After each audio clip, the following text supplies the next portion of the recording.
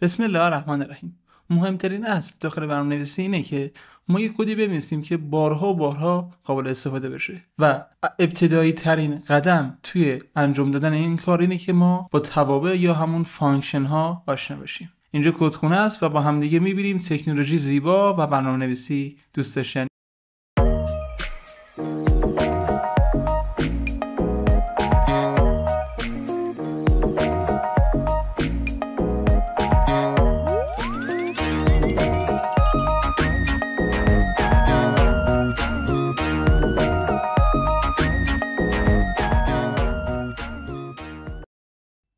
خب دوستان عزیز، بریم سراغ اصل مطلب. تو این جلسه بس می‌خوایم بریم سراغ توابع یا همون فانکشن ها. ببینیم فانکشن ها چیه.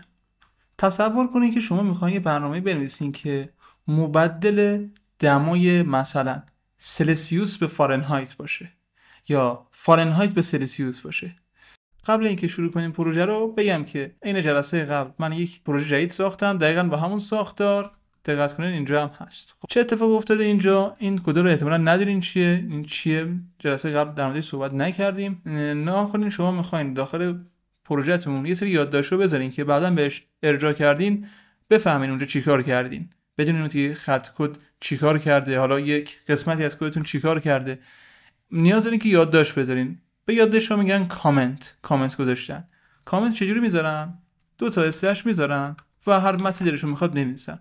یا اینکه به جای اسلش 2 تا اسلش یه اسلش میذارن علامت ستاره و پایان کامنتشون، پایان یادداشتشون از دوباره یه اسلش یه ستاره. باز شدنش با اسلش ستاره، بسته شدنش با ستاره اسلشه. اینطوری. بعد دیگه بین این هر چیزی بنویسن اجرا نمیشه، فقط داخل کدشون وجود داره که بتونن بعدا بهش ارجاع کنن. خب حالا میخوایم با هم دیگه یه مبدل دمای ساده بنویسیم. بریم سراغ اصل قضیه. باید چیکار کنیم؟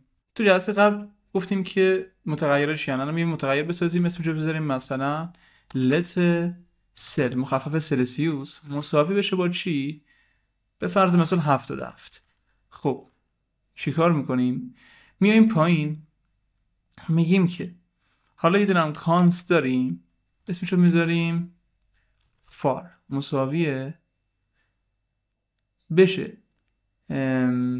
مثلا ما همین دمای سلسیوس میخوایم تبدیلش کنیم به دمای فارنهایت. چجوری؟ یه پرانتز باز بسته میکنین، می‌نویسین سل منهای 32 ضرب در 5 تقسیم بر 9. چه اتفاق افتاد؟ اینجا تا الان اینو ندیده بودیم. عملگر پرانتز چی کار میکنه؟ دقیقاً اینه. توی ریاضی ما ارجحیت داریم دیگه، عملگرها هم دیگه ارجحیت دارن. مثلا اگه خاطرتون باشه توی ریاضی اول پرانتز، بعد ضرب و تقسیم، بعد جمع و تفریق اولویت داشتن. اولویت به این صورت بود. دقیقاً هم اینجا به همین صورته. نگاه کنین، اول داخل پرانتز اجرا میشه، بعد ضرب اجرا میشه، بعد یعنی ضرب که ضرب در بر 5 اجرا میشه، بعد تقسیم میشه بر 9. دقیقاً همون ترتیب ریاضی رو داره، از چپ به راستم شروع میشه. خب پس ما الان فهمیدیم که عملگر پرانتز داخل محاسبات توی برنامه‌نویسی اولویت میده به محاسبه اون مقدار یا اون فرمولی که داخلش قرار گرفته. حالا ما اومدیم فارنهایت اینو محاسبه کردیم، بیایم چاپش کنیم، بگیم فارنهایت برای من لایک بگیر. میایم داخل مرورگرمون، همونجوری بهتون گفتم، میایم داخل فایل HTML تون برای اجرا گرفتنش کلیک راست open with live server. خب اینجا میایم کنسول، تو محیط کنسول میبینین که نوشته 25. کدوم خط هفته. به خاطر اینکه مشخص بشه من برمیدم تو کد می‌نویسم که for is من اگر بین مقادیری که به کنسول به مقدار کنسول لاگ میدم بیام و ویرگول بذارم یا کاما بهش میگن به این علامت، اگه بیام کاما بذارم اتفاق میفته اینه که میاد و چند تا مقدار رو میتونه بگیره ازتون و چاپش کنه. حالا بریم اینجا ببینیم یک بار دیگه اجرا بشه کد فار ایز 25 فارنهایت شد الان 25. پس اگر که سلسیوس باشه 77 این عملیات روش انجام بشه فارنهایتش میشه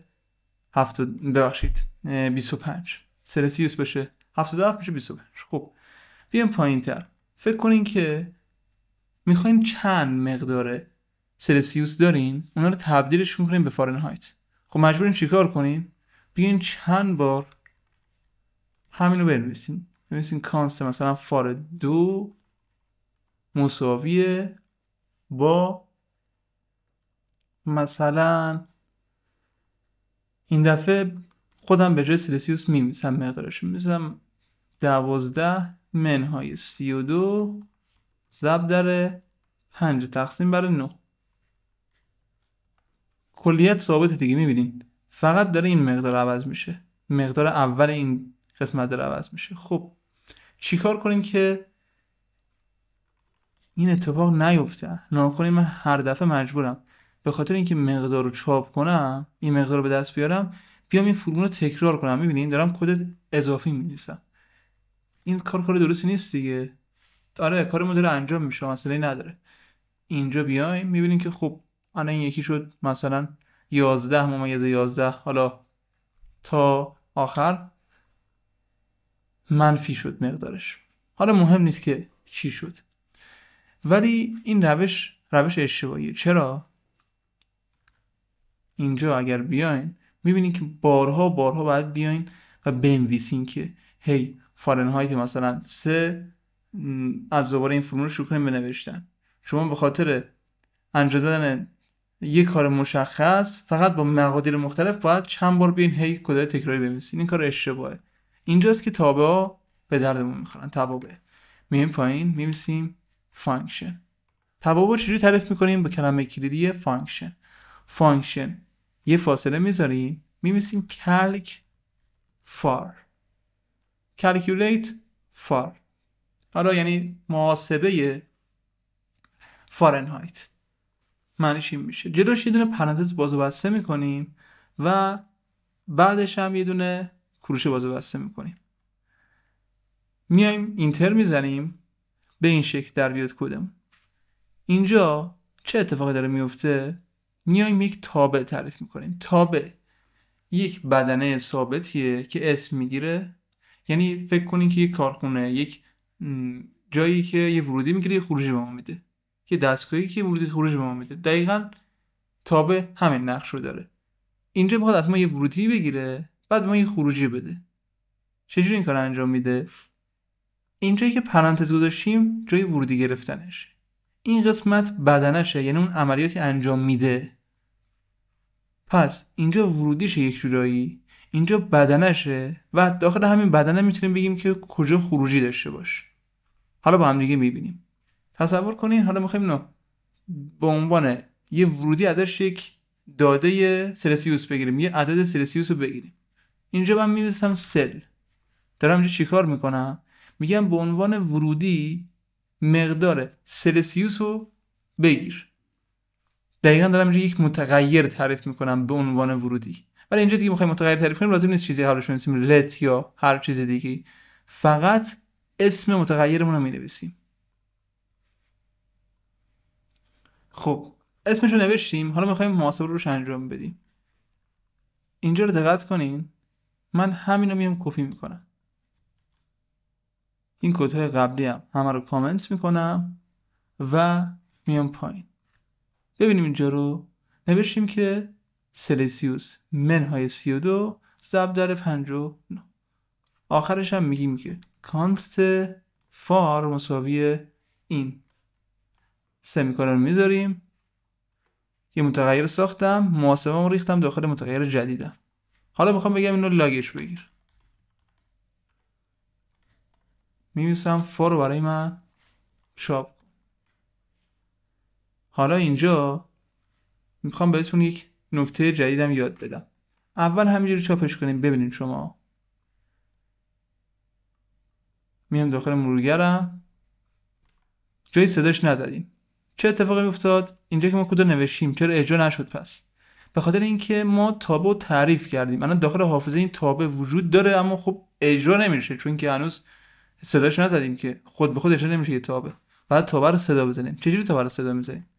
میایم میگیم که کلک فار، اسم تابعمون رو می‌نویسیم. بعد حتما تابع قبل از جایی که صداش میزنیم تعریف بشه. معمولا تو همه زبان برنامه‌نویسی اینطوریه. تو جاوا اسکریپت یه سری استثناء وجود داره که در ادامه با هم دیگه بهش میرسیم.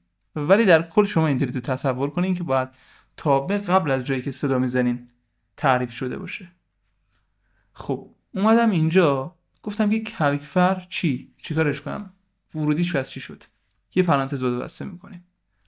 وقتی پرانتز جلوی اسم تابع بذاریم داریم صداش میذاریم. اصطلاحاً فراخوانیش میکنیم. به عنوان ورودی از من یک متغیر میخواد به نام اون سلسیوس خودمونه، بهش میدم 77 و آخرش هم سمیکولن. الان من دارم این تابع کلکفا رو اینجا صدا میذارم. بریم خروجی رو ببینیم. خب شد 25. میبینین؟ به همین راحتی. خیلی راحت بود. الان یه تابع تعریف کردیم که میاد سلسیوس رو میگیره و تبدیل میکنه به فارنهایت. دیگه هر چند بار که من بخوام اینو میتونم صدا بزنم با مقادیر مختلف. بریم یه بار دیگه ببینیم، ذخیره‌اش کنیم، ببینیمش. دیدین؟ به همین راحتی من 3 تا مقدار جدید دیگه تولید کردم با نوشتن فقط یک بار. پس این قابلیت استفاده مجدد یا اصطلاح انگلیسیش میشه ریوزابیلیتی میکنه. یعنی قابلیت استفاده مجدد رو به کدمون میده. ما جایی که میخوایم کدی رو چند بار استفاده کنیم، به جای اینکه بیایم و اون رو چند بار بنویسیم، یک بار مینویسیمش، تبدیلش میکنیم به یک تابع، ورودی های مورد نیاز ازش میگیریم، عملیات مورد نظر روش انجام میدیم و بعد تمام. خب حالا اگر دقت کنین خود این تابع من داره این مقدار رو چاپ میکنه. تصور کنین حالا من میخوام تبدیلش کردم به فارنهایت، بعد یه عملیات دیگه روش انجام بدم. مثلا در آخر بیاد بنویسه دمای این اتاق اینقدر درجه سانتیگراده، باید اینقدر دیگه به فرض مثال اینقدر فارنهایت، اینقدر دیگه ازش کم بشه تا به دمای مطلوب برسه. میخوام اینو با کاربر مثلا نمایش بدم با یه الرت. خب اینجا چون نوشته کنسول خودش داره این مقدار رو چاپ میکنه، دسترسی نداریم که مقدار رو بگیریم. چجوری باید مقدار رو بگیریم؟ اینجا کلمه کلیدی ریترن به دردمون میخوره. ریترن یعنی برگردوندن. مقداری که میخوای برگردونیم و جلوی ریترن نمیسیم. توی تابع میایم، آخرین کاری که انجام میدیم بعد این باشه، چون بعد از ریترن هیچ دستور دیگه اجرا نمیشه. اصطلاحاً تابع ما بریک میشه، میشکنه و میاد از اون تابع بیرون. ریترن چی؟ فار. ریترن یه فاصله، فار سمیکولن. خب من اینو ذخیره‌اش میکنم، میام اینا دیگه رو پاک میکنم، فقط همین 77 می‌نویسم کانست مثلا فار، می‌نویسم نیو فار مثلا که اسمش متفاوت باشه یکم. بعد اینجا میگم که console.log کن، به فرض مثال همین اینجا نکته جدید بهتون بگم، علامت بکتیک بذارین. خب علامت بکتیک کجاه؟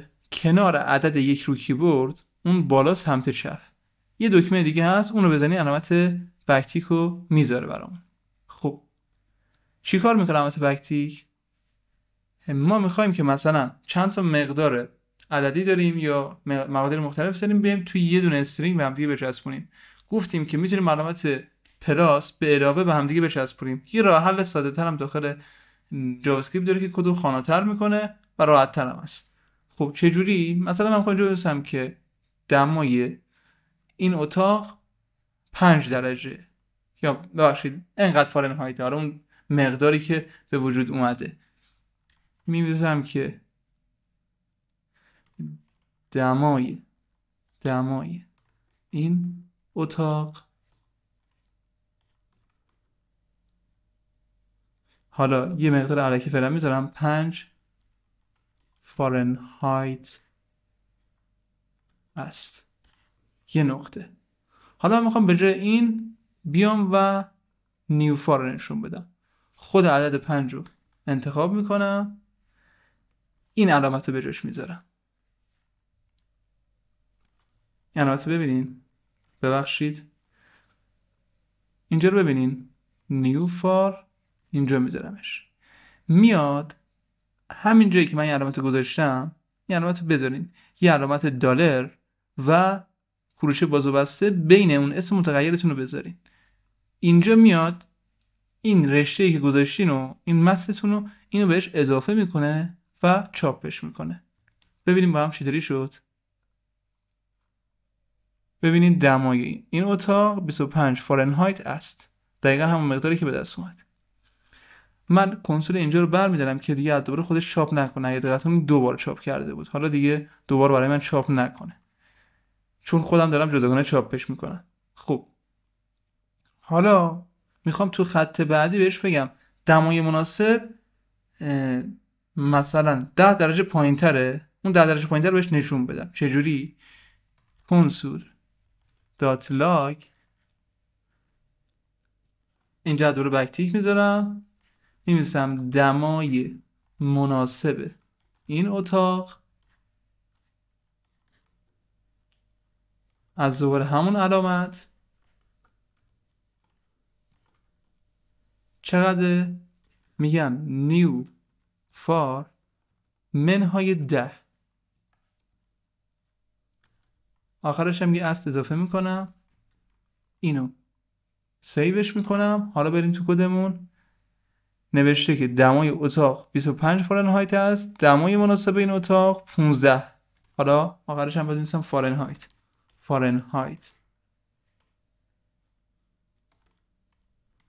بریم اینجا از دوباره ببینیم 15 فارنهایت است. گفتم که دمای مناسبش چقدر، مثلا 10 تا ازش کم کن، بگو اینقدر دمای مناسبشه، 10 درجه پایین‌تر. حالا این یک مثال ساده بود، یک مثالی بود که فقط بتونیم باش کار کنیم. شما خیلی چیز پیچیده‌تر میتونید باش بنویسین 100%.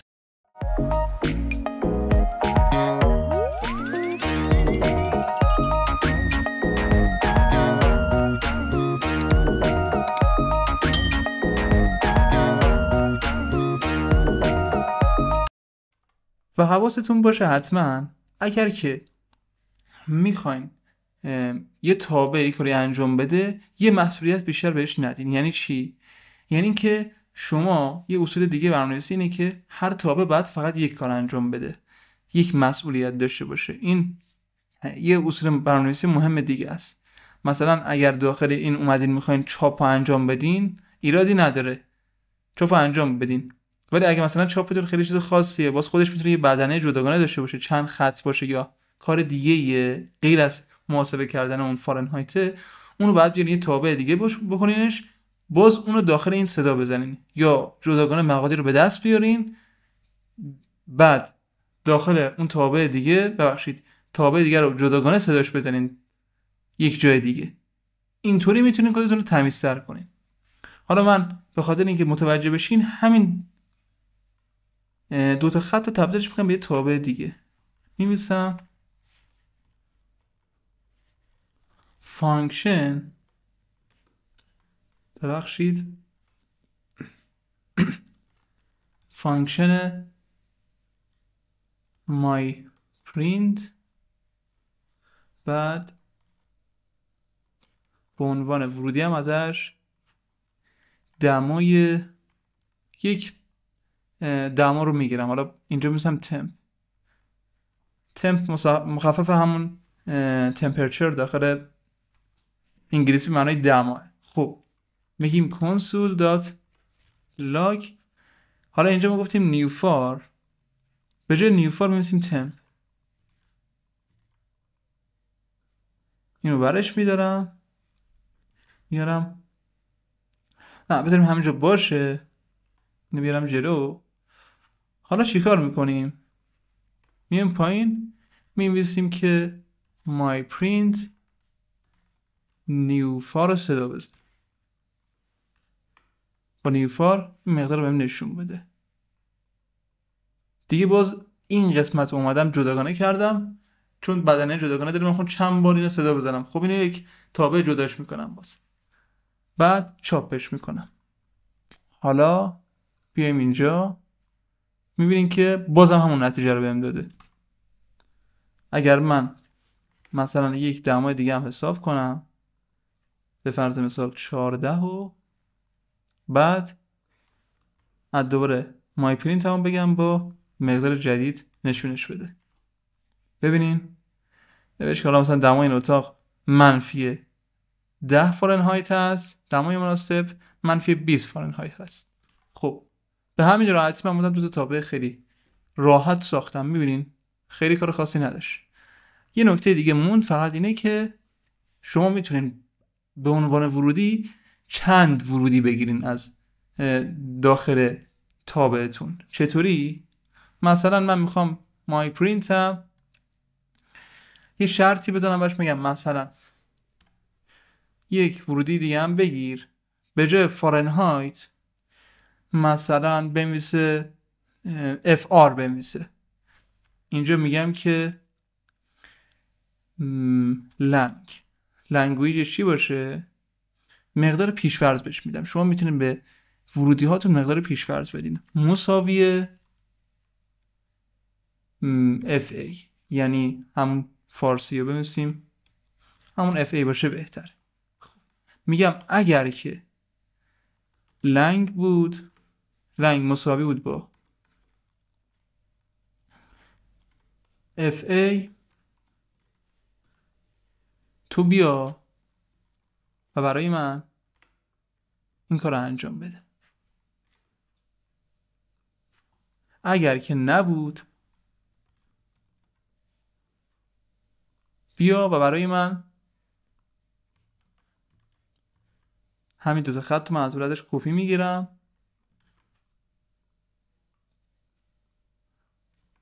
و دوباره نمایشش میدم. با تفاوت این که به جای فارنهایت فقط می‌نویسم FR مثلا، یعنی فارنهایت. اینا همه یک مثاله. میدونم براتون سوال پیش اومده، توضیح میدم براتون. خب اینو من اگه ذخیره‌اش کنم، بیام داخل اینجا، به صورت پیش‌فرض گفتیم که لنگ مساوی FA باشه، یعنی زبان مساوی فارسی باشه. اگر که فارسی بود این کارو کن، اگر فارسی نبود، FA نبود، چیکار کن؟ بیا برام این کارو انجام بده. حالا اینجا میگم که مقدار دوم میگیره دیگه، پس یه دونه نیوفار میگیره، یه مقدار دیگه. مقدار دوم چطوری میگیریم؟ میگیم که یک کاما بذار بینش. یک کاما که بذاری دو تا ورودی میگیره. میتونیم چندین تا متغیر تعریف کنیم. شما نکنه آخرش باز اینجا میتونید یه متغیر دیگه هم تعریف کنین، مثلا یه چیز دیگه، آوتپوت، هر چیز دیگه میتونید اضافه کنین، باز به عنوان ورودی از تابع بگیرینش. خب حالا میایم اینجا میگیم مقدار دوم برای چاپ کردن. مقدار دوم چی باشه؟ لنگ باشه، به فرض مثال EN. اینجا خود به خود اگر FA نباشه، هر چیز دیگه ای باشه اون اجرا میکنه. من اینجا یک چیز دیگه هم اضافه میکنم، میگم else if لنگ مساوی بود با EN. ایراد نداره اگه متوجه نمیشین، این رو براتون توضیح میدم الان. خب چه اتفاقی میفته اگر EN باشه؟ این کار رو انجام بده. بریم نتیجه رو ببینیم. خب توی اولی گفتم که به صورت انگلیسی چاپش کن، اومد FR نوشت. دمای این اتاق 25 FR است. خب به خاطر حالا فارسی بودن توی جای انگلیسی داره اینجوری نشون میده، خیلی مهم نیست. دمای این اتاق 25 FR است. این به خاطر اینکه از چپ به راسته انگلیسی و فارسی نوشتیمش، حروف انگلیسی و فارسی با هم برای نمایش شدنش مشکل ایجاد میشه توی محیط کنسول. ایرادی نداره. اگه اینجا هم دقت کنین به همین صورت، انگلیسی داخل فارسی مشکل ایجاد میشه، مهم نیست. خب اینجا چه اتفاقی افتاده؟ یه دستوراتی داریم به نام دستورات شرطی. اینجا از دستورات شرطی استفاده کردیم. چیکار میتونیم بکنیم؟ یه بدنه داره، میگه if اگر که لنگویج من مساوی بود با FA، این قسمت از بدنه رو ایجاد کن. هر جا که علامت براکت دیدین داخل کدتون، این علامت براکته، بهش میگن کرلی براکت یا کروشه. هر جا که این علامت رو دیدین، این به معنیه که یک منطقه کد به وجود اومده. این کد از جای دیگه جداه. اگر شما یک متغیری خارج از این تابع تعریف کنین، متغیر رو میتونین اگه متغیر داخل این تابع تعریف کنین، خارج از تابع نمیتونین استفادهش کنین، دیگه دسترسی بهش ندارین، نمیتونین چاپش کنین یا هر کاری روش انجام بدین. ولی برعکسش میشه، اگه من اینجا خارج ایجاد کنم، داخل میتونم ازش استفاده کنم و روش تغییرات انجام بدم. خب حالا من گفتم که اگر لنگ من، یعنی همون لنگویج من، زبان من مساوی بود با FA، بیا این کار انجام بده. در غیر این صورت بیا و این کار انجام بده. چه اتفاقی افتاد؟ حالا این دستور اینجا یعنی چی؟ گفتم در غیر این صورت اگر مساوی بود با این کار انجام بده. این عملگر چیه؟ مساوی. این همون دستور شرطی منه. دستور شرطی منه. اینجا گفتیم که اگر مساوی بود با فارسی، این دوتا خط کد اجرا کن. در غیر این صورت اگر انگلیسی بود، بیا و این دو خط کد اجرا کن.